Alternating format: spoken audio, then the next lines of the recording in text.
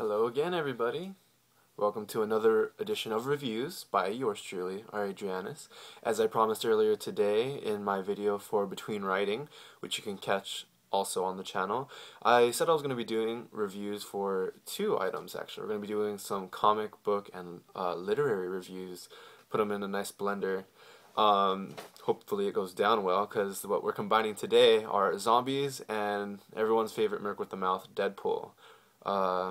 Actually, zombie vampires, really. So even more so, that's going to add some trippy flavor.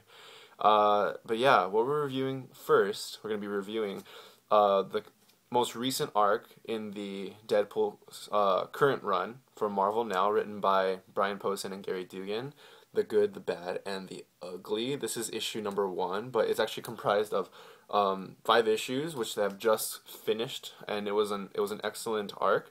And then for our second review, we're going to be doing The Strain by Guillermo del Toro and Chuck Hogan, which was an excellent book about these vampire zombies. That's why I say zombie, because it's a little trippy, so we'll be getting to that. But first off, Deadpool. Okay. So The Good, the Bad, and the Ugly, as you saw from the cover, and as you can kind of infer from the title, it involves Deadpool's relationship and his connection with the Weapon Plus program, so who have been some very prominent figures that have come from the Weapon Plus program, and those would be Wolverine, namely Weapon X, and then Weapon 1, who a lot of people don't know commonly as Captain America. Captain America was in fact Weapon 1.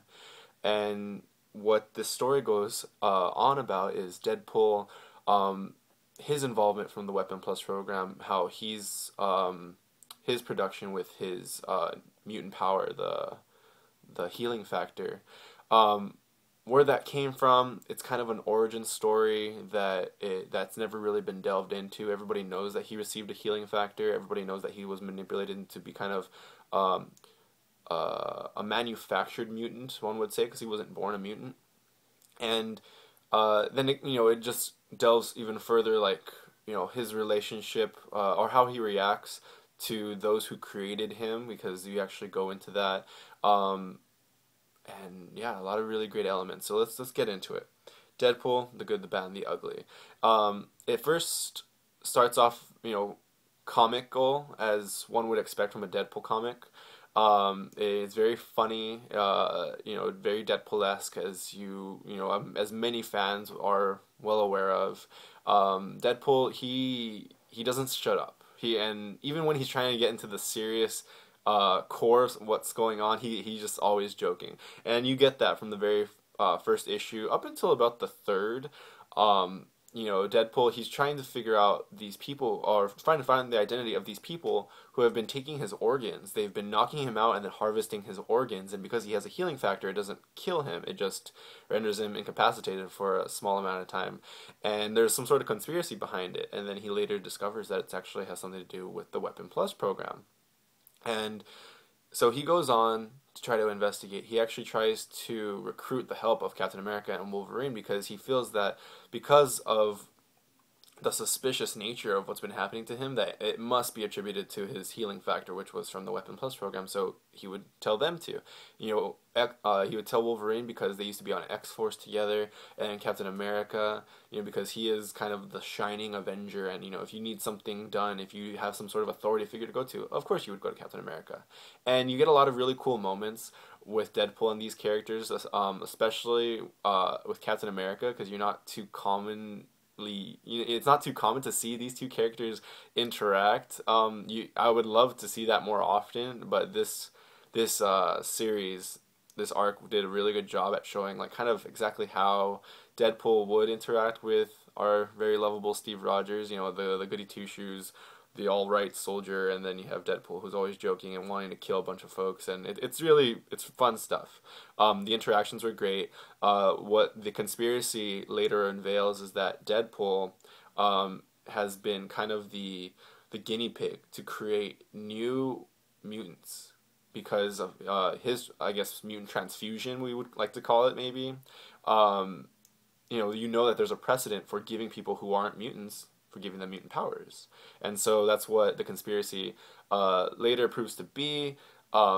Wolverine and Captain America are, of course, reluctant to side with this guy because, it's Deadpool. He kills people, he jokes around too much, he doesn't take things seriously very often. Um, but from what the arc reveals is that Deadpool actually has a very dark, serious side to his psyche. A lot of stuff that hasn't really been unveiled to him because of how mangled and twisted his psychological brain, that landscape. You see that the different personalities that Deadpool has, and the different how would we put it? The different sensibilities of these personalities, and it's just a mess in there. You see, like, you go into his brain, they actually show like a little museum of Deadpool's personalities, and it's crazy. It's madness in there, but it's very fun. It's what adds to Deadpool, and the fact that the writers delved into this was a really great touch to the character, and while maintaining his humor. But then they gave him a deeper side, which is great because Deadpool kind of lacks that sometimes.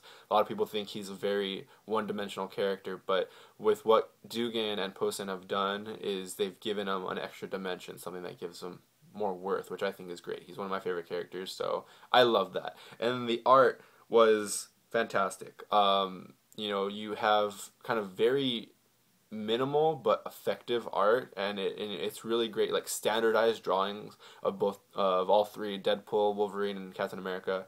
It's just really well done. It captures the action really well, and ultimately when you get to the climax of this arc, you get a lot more revelation through the art, through the writing.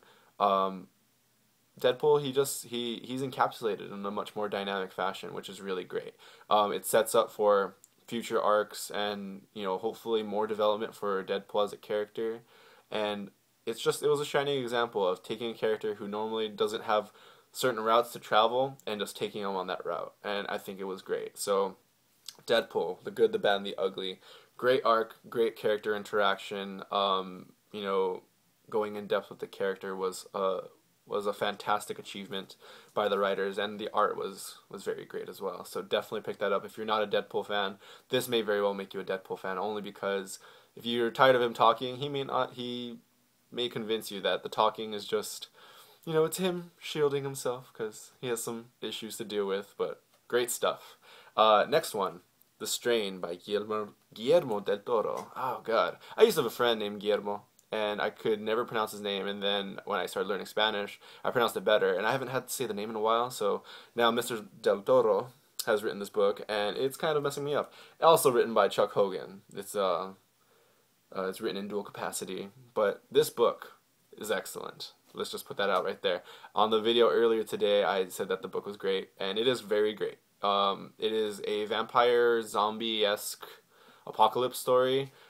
It's not really cookie cutter, even though that trend has been coming about very often. This book was published just kind of at the peak of the Twilight regime, as I like to call it, because there's just Twilight fanatics everywhere. But in the wake of all of that, we get this, gem of vampire literature. The premise is basically this almighty vampire lord wants to take over the world by releasing a strain of vampire virus in the United States that will eventually spread throughout the planet.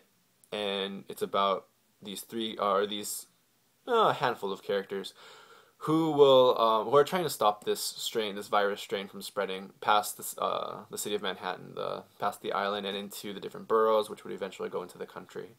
There are very good characters in this book. The two main characters, Dr. Ephraim Goodweather, who's he's one of the head doctors for the CDC, Center for Disease Control, and he's a good father figure.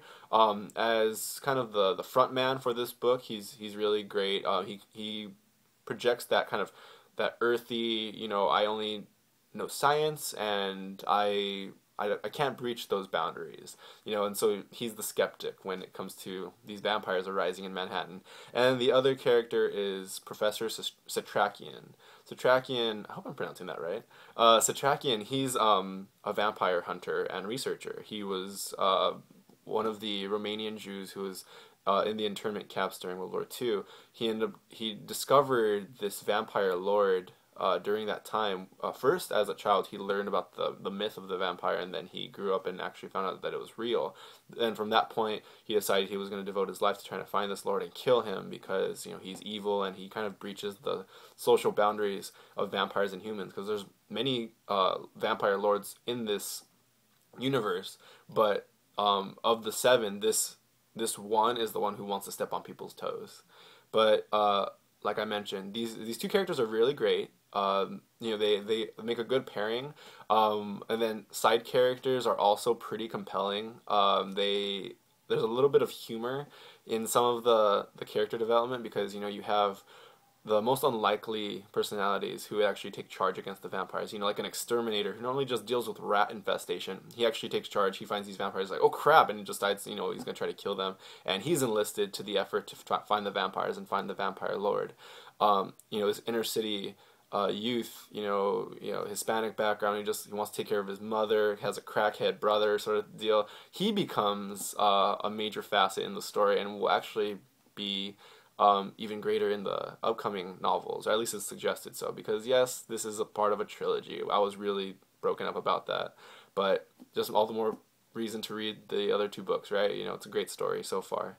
But the story, very well structured.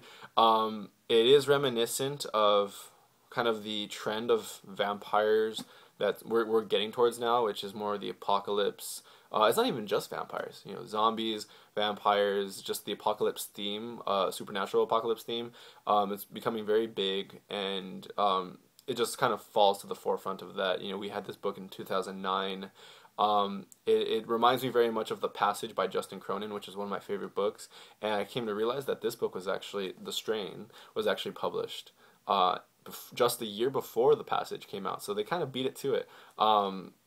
It's a very great book. It doesn't capture a lot of the epic nature that I've read in other vampire literature, but it does do a fairly good job of at least trying to get to that point.